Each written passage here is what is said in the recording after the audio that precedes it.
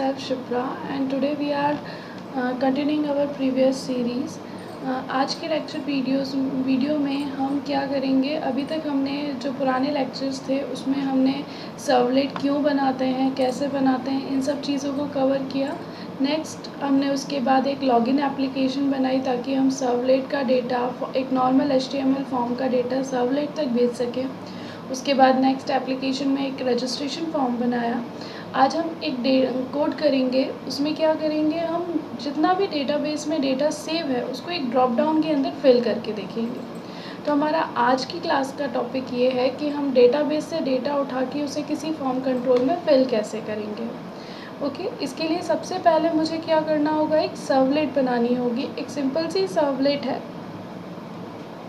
जावा resources के अंदर बनाएंगे। डिफ़ॉल्ट में लास्ट क्लास में हमने ये लॉगिन रजिस्ट्रेशन कर रखा था। राइट क्लिक किया, न्यू सर्वलेट क्रिएट करेंगे। न्यू सर्वलेट, मैं इसका नाम दे रही हूँ गेट डेटा 1, क्योंकि इस सीरीज़ में हम 2 सर्वलेट बनाने वाले हैं। आज की सीरीज़ में हम सिर्फ फर्स्ट सर्वलेट बनाएंगे, गेट डेटा 1। Next, finish. ये हमारी सर्वलेट क्रिएट हो गई है। सर्वलेट क्रिएट करने के बाद नेक्स्ट पार्ट हमको क्या करना है, यहाँ पर हमको एक ड्रॉप डाउन बनाना है और एक सबमिट बटन बनाना है। तो हमको एक HTML पेज बनाना है। HTML पेज बनाने के लिए वैसे तो हमको JSP यूज़ करना चाहिए, लेकिन अभी हम ये वाला पार्ट सर्वलेट के थ्रू करेंगे। सर्वलेट के थ्रू ये कोड करने के लिए हमको क्या करना होगा, सबसे पहले प्रिंट राइटर का ऑब्जेक्ट बनाना पड़ेगा। Print writer out equals to response dot get writer. हमने प्रिंट राइटर का ऑब्जेक्ट बना लिया। अगेन ये हमको एरर देगा इंपोर्ट की, जिसको फिक्स करेंगे। इसके बाद आउट डॉट प्रिंट एलन के थ्रू हमको सारा कोड लिखना है, ठीक है। इसमें हम करेंगे क्या, सबसे पहले अपना HTML पेज ओपन करेंगे। HTML पेज ओपन करने के बाद HTML टैग को क्लोज़ कर देते हैं। हेड बॉडी वगैरह बनाना है तो हम नेक्स्ट कोड लिख देते हैं हेड क्लोज़ कर दे रही हूँ। अभी मैं मिनिमल कोड कर रही हूँ, जितना कम से कम ज़रूरत पड़ेगी। बॉडी के अंदर हमको फॉर्म टैग बनाना है। फॉर्म टैग के लिए हम यूज़ करेंगे फॉर्म मेथड पोस्ट यूज़ करेंगे और एक्शन अभी खाली छोड़ देंगे।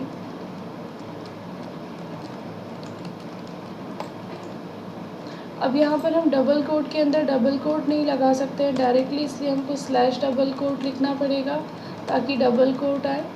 यहाँ पर मैं 2 बार स्लैश डबल कोट लिख रही हूँ ताकि मुझे ये कोड अभी खाली छोड़ना है, मैं बाद में इसको फिल करूँगी। इसके बाद हमारा फॉर्म टैग क्लोज़ करेंगे। टैग्स को ओपन करने के साथ क्लोज़ करते रहते हैं तो हमें याद रहता है फॉर्म। ओके, अब हमको एक ड्रॉप डाउन बनाना है, तो मैं एक P टैग के अंदर बना रही हूँ ताकि मेरी डिज़ाइनिंग थोड़ी सिंपल और अच्छी दिखे। ड्रॉप डाउन बनाने के लिए सिलेक्ट टैग यूज़ किया जाता है। सिलेक्ट ओपन किया और क्लोज़ किया, इतना काम हम करेंगे। सिलेक्ट के अंदर जो डेटा आना है वो डायनेमिकली आना है, इसलिए मैं आउट डॉट प्रिंट एलन को यहाँ पर क्लोज़ कर रही हूँ। Out dot print Elon,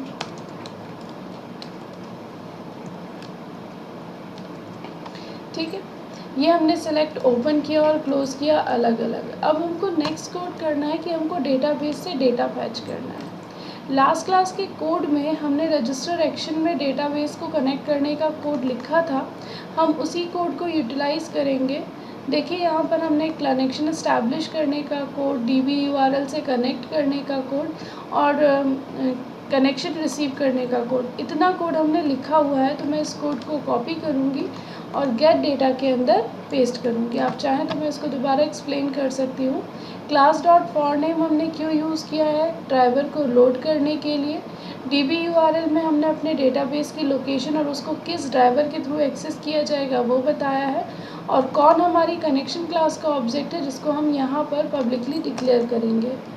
connection कौन का C स्मॉल रखेंगे। स्टेटमेंट, प्रिपेयर्ड स्टेटमेंट यूज़ करेंगे। प्रिपेयर्ड स्टेटमेंट और एक हमको रिज़ल्ट सेट की ज़रूरत है, रिज़ल्ट सेट RS। इन तीनों के लिए हमको एक पैकेज इंपोर्ट करना होगा, java.rs। import java.sql। इसको इंपोर्ट करने से हमारे पास सारी चीज़ें आ जाएंगी। ये पूरा पैकेज इंपोर्ट कर लिया तो ये तीनों की एरर चलेगी।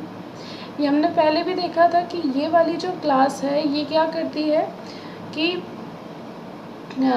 एक्सेप्शन थ्रो करती है, इसलिए इसको ट्राई कैच में लिखना ज़रूरी है। बाकी की 2 लाइनें भी एक्सेप्शन थ्रो करती है तो इनको भी हम इस ट्राई कैच के अंदर ही लिखेंगे। ड्राइवर डॉट मैनेजर भी क्या करती है, एक्सेप्शन थ्रो करती है, एसक्यूएल एक्सेप्शन, तो हमने इसको एसक्यूएल एक्सेप्शन भी कैच कर लिया। इतना करने के बाद हमको करना क्या है, क्वेरी बनानी है। stmt equals to con dot prepare statement, यहाँ क्वेरी लिखनी है सिलेक्ट स्टार। वैसे तो हमें डेटाबेस में से सिर्फ एक कॉलम सिलेक्ट करना है, नेम, तो नेम कॉलम का हमने नाम जो दिया था वो मैं आपको डेटाबेस ओपन करके बता रही हूँ जिस डेटाबेस से हम कनेक्ट होने वाले हैं।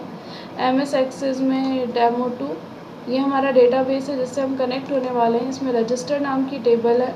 मुझे इसमें से r_name रीड करना है। कुछ डेटा और मैं बढ़ा देती हूँ, def@gmail.com। मैं यहीं पे डेटा कुछ और मुझे रीड करने में आसानी हो।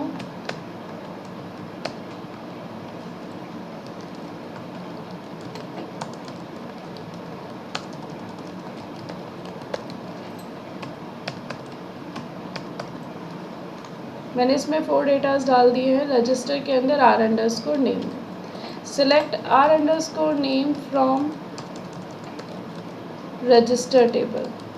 ये हमारी क्वेरी हो गई। कोई पैरामीटर सेट नहीं किया है तो हमें उसको दोबारा कोई पैरामीटर यूज़ नहीं किया इसलिए हमें उसे सेट करने की ज़रूरत नहीं है।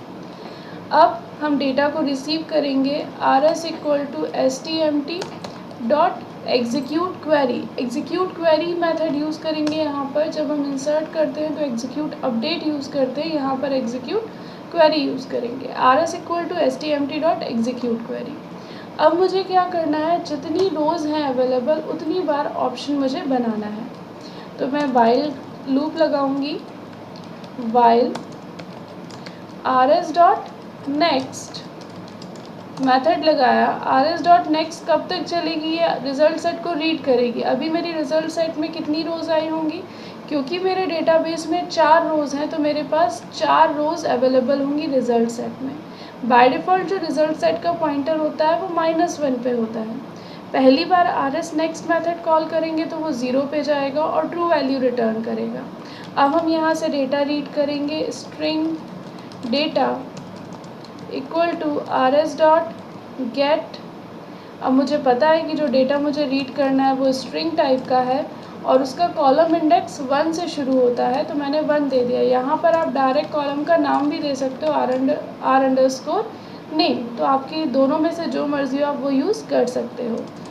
अभी हमारे कॉलम में एक ही डेटा में एक ही कॉलम है तो मैं rs डॉट गेट स्ट्रिंग 1 लिखती हूँ। इसके बाद मुझे क्या करना है, एक ऑप्शन बनाना है। तो out.println ऑप्शन टैग शुरू किया, ऑप्शन टैग ख़त्म किया, उसके बीच में मुझे लिखना है जो डेटा मैंने रीड किया है वो, तो प्लस डेटा। इससे हमारा एक ऑप्शन टैग बन जाएगा और इसके लास्ट में मैंने सेमीकोलन लगा दिया। ये लूप चलता जाएगा। पहले वो फर्स्ट रो को रीड करेगा, फिर सेकंड, फिर थर्ड, फिर फोर्थ के बाद आगे रो नहीं मिलेंगी तो rs डॉट नेक्स्ट हमको क्या करेगा, फॉल्स वैल्यू रिटर्न करेगा और हमारा लूप रुक जाएगा। कॉन डॉट क्लोज, कनेक्शन को क्लोज कर दिया। इसके बाद ऑप्शन बनाने के बाद मुझे एक काम और करना है, मुझे एक इनपुट टाइप बटन बनाना है। तो इनपुट टाइप बटन बनाने के लिए हम थोड़ा सा कोड और लिख देते हैं। यहाँ पर हमने पैराग्राफ शुरू किया, यहाँ पर हमको पैराग्राफ क्लोज करना पड़ेगा। हमने शुरू किया था पहले एक input type submit slash double quote submit slash double quote value equals to slash double quote get data slash double quote, और यहाँ पर मैंने इनपुट टाइप ख़त्म कर दिया। इस सिलेक्ट का नाम नहीं दिया है तो नाम दे देते हैं name slash double quote n1 slash double quote. इतना लिख के हम इसे रन करते हैं। रन करने से पहले डेटाबेस को हमेशा क्लोज कर दीजिए। डेटाबेस ओपन करके कभी भी कोई कोड एग्जीक्यूट नहीं करना चाहिए। अब अपन इसको रन करके देखते हैं। राइट क्लिक किया, रन एज सर्वर, फिनिश। ये देखिए हमारा कोड रन हो गया। हमारे पास चारों जो डेटा डेटाबेस में अवेलेबल था वो सारा डेटा हमारे पास यहाँ पर अवेलेबल हो गया। अब डेटा में से हमको नेक्स्ट काम क्या करना है, यहाँ से हम जिस भी डेटा को सिलेक्ट करके गेट डेटा के बटन को क्लिक करें उसका डेटा हमें नीचे विजिबल हो जाना चाहिए। तो इसके लिए अब हम नेक्स्ट कोड करेंगे। आई होप आपको यहाँ तक का कोड क्लियर हुआ होगा। अगर यहाँ तक आपको कोई भी डाउट है तो आप नीचे कमेंट सेक्शन में पूछ सकते हैं। इसके आगे का कोड हम नेक्स्ट वीडियो में करेंगे। Thank you.